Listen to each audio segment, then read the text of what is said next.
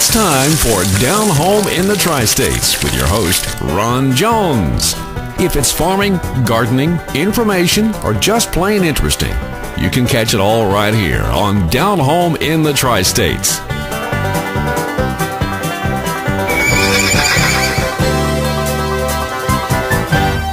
Last week on Down Home in the Tri-States, we traveled to New Hope, Florida to Pines and Pastures Ranch and talked to John and Terry Gay about their twin foals that's now 3 years old. That's quite an accomplishment. And we also talked to John and Terry about Picata, the world's largest, tallest living cow. It's now in the Guinness Book of World Records. This week we're going to be talking to John a little bit about tree farming and also a few other interesting things that we saw while we was over at Pines and Pastures. Glad y'all are with us on Down Home in the Tri-States.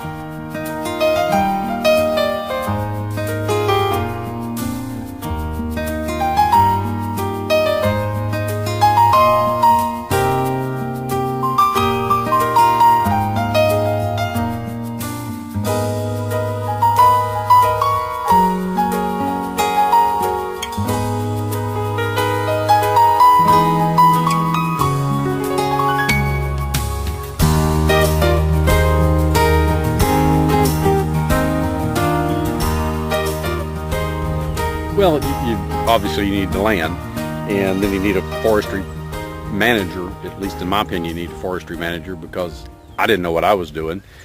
So we hired a forester to manage it, and they plant it, and they tell us when to harvest it. We just did what they call a fifth row cutting 2 years ago. The pines that you see behind us are about 18 years old, 17, 18 years old. And so they did what they call a fifth row, and we'll go probably another 3 or 4 or 5 years depending on what the forester tells us, and then we'll do maybe a third row where they thin the third rows in the diseased trees, and then it's up to the landowner as to whether they want to leave it for probably another 4 to 5 more years, and they can clear cut it, you can landscape cut it, you can thin it and leave it for pole timber after about 30 years, but it takes about 30 years for a tree to get to pole timber, 20, 25 years for pulp, which is what we've been doing. It's pretty easy to do. Once you plant it, you just sit back and watch it grow.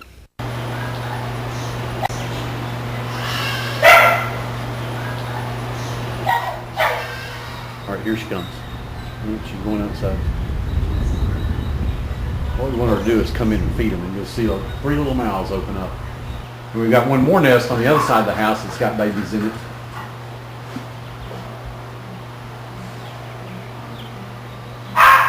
The reason we let them stay is because they supposedly eat more bugs than martins.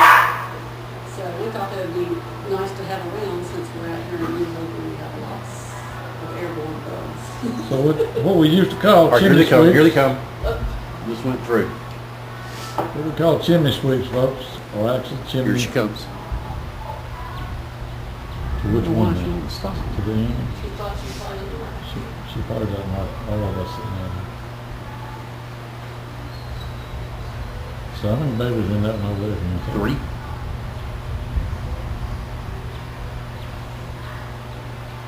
She knows no need. Yeah. All right, here's our chance. Coming in. I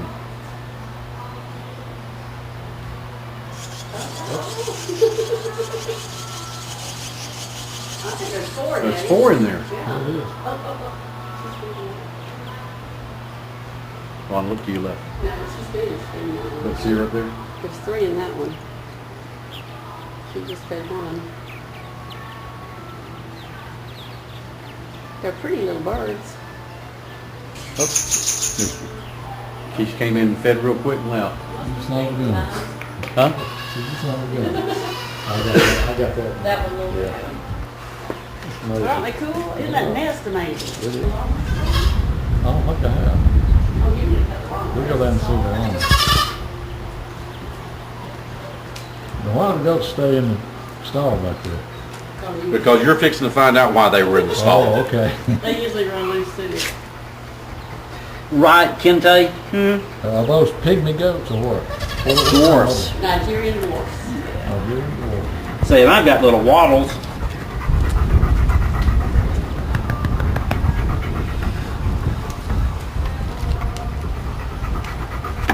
Now you know why they were in the stall, Ron. You are? Okay, how about that, huh? How about that?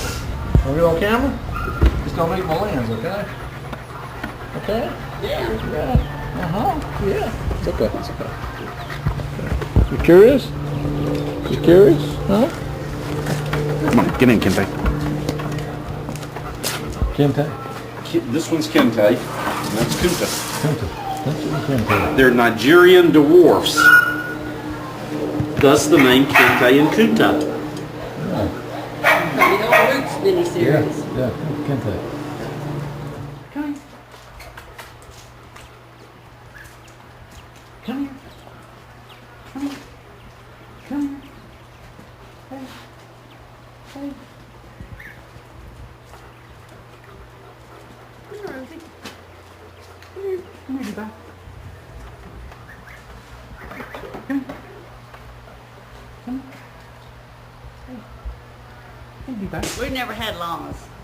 When I went and bought the baby goats, I saw Rosie, this llama, and I fell in love with her. Come on, let's go. Let's go. Because everybody says such bad things about llamas. What do you know about llamas, Ron? Do you know that they spit? There he is. You ever heard that? Dubai. Yeah. That's what everybody says about llamas, right? They're so sweet. Hi, Rosie. Hi, Rosie. Before they spit, they pin their ears. Feel him. Is that not amazing?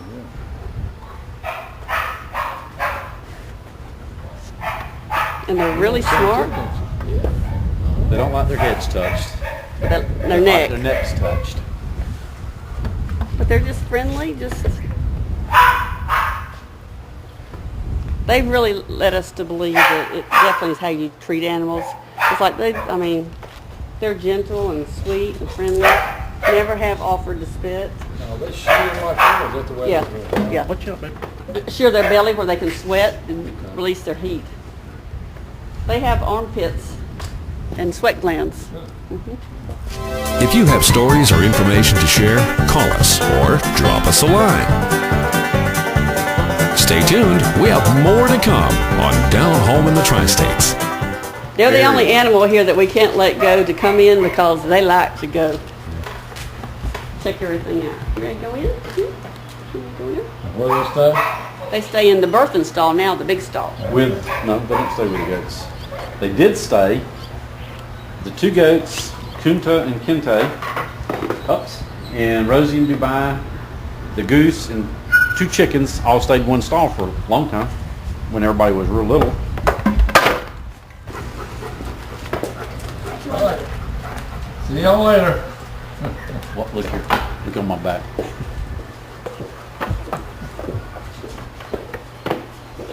Y'all are a mess. Yes, you are.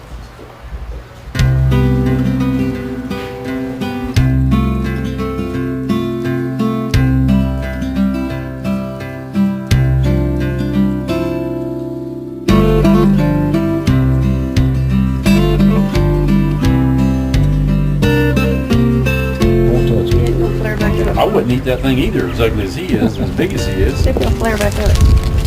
Make him flare. Oh, there he goes. Must be a female. It's pink. Pretty. Pretty. That's some good logic, Ron. Yeah, that's right.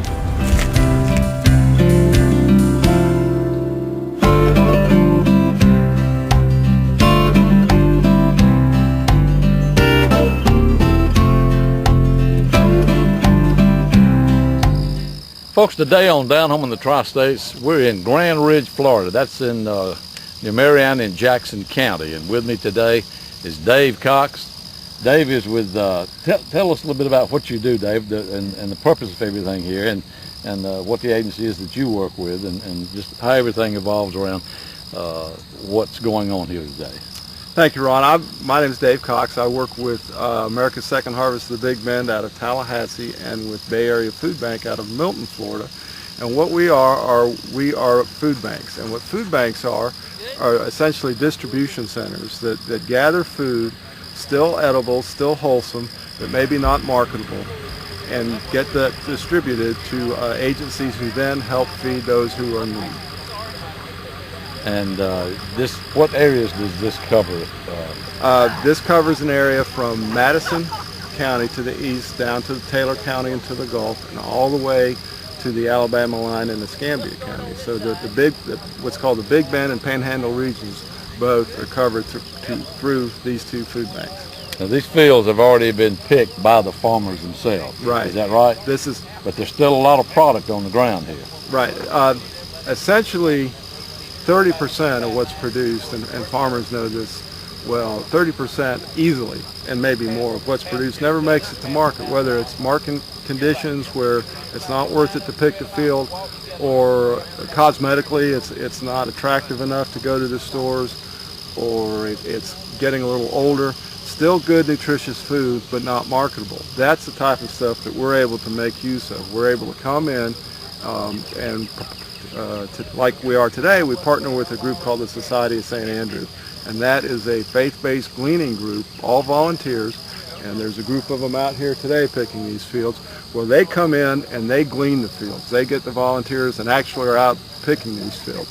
And that works well with us because what we are, again, we have storage, we have transportation, and we have distribution. So we're able to work together with them, get this product, and get it out to where it's needed. Both Bay Area Food Bank and America's Second Harvest of the Big Bend work with approximately 150 agencies spread throughout the region. And with that, there's an agency represented today here, James Guy from Vernon, Florida, who is an agency with Bay Area Food Bank is here, and he's got a group that's out helping today. So you've got these groups working together to help feed the hungry. And the hungry, it is the stereotype you see of homeless people and poor people, but in this economy, in this day and time, the face of hunger is additionally working families. You've got two parents in a family working, and maybe one's lost their job, and they're struggling to make ends meet, and they're making that decision: do I pay the rent? Did I pay the light bill, or do I eat? So that's a big part of what we're working with today, and so that's a lot of our focus and where a lot of our product that we're able to acquire goes to. Well, it's kind of like you do what you can to pay your electric bill and pay your house payment or your rent or whatever, and these folks are going to try to take care of making sure that you have something to eat. Okay, and that's kind of the bottom line here. That's what it's all about, is making sure that you have food on the table. And it's like this stuff laying out here all over the fields. It's like Dave says, you can't judge a book by its cover. Okay, that cantaloupe may not be the prettiest in the world, but the inside, eats fine. Nothing wrong with it. Eats fine. Yeah, they look bad, eats fine. Or don't look handsome, but eats fine. And that's the case with all of this stuff. And there's no sense in letting it sit out here and rot. I mean, there's plenty of people that can utilize this stuff, and so there's and this is a very, very good program. And the farmers love it. I mean, I've come from an agriculture background. I've been agriculture all my life, and you hate to see something go to waste, and you don't want to throw it in a field, or you don't even want to feed the cattle with it. If you can see it go to a good, worthy cause and do something to help, farmers love to do this. They want to see their product made use of. And there are a lot of benefits to farmers. Like today, we're helping clean this field. If a farmer has product in their cooler and it's taking up space and they need to get rid of it, we come get that. That saves them storage costs. If they have to take it to a dump and dump it, well, we can save that labor and dumping fees because we come with our trucks. We have refrigerated trucks.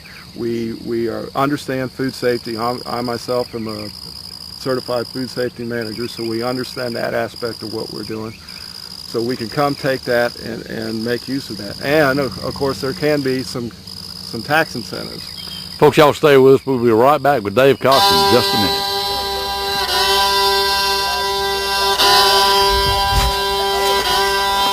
You enjoying yourself? It's the cause, it keeps you going. It really is. Food is the most basic necessity. And everybody's entitled to eat.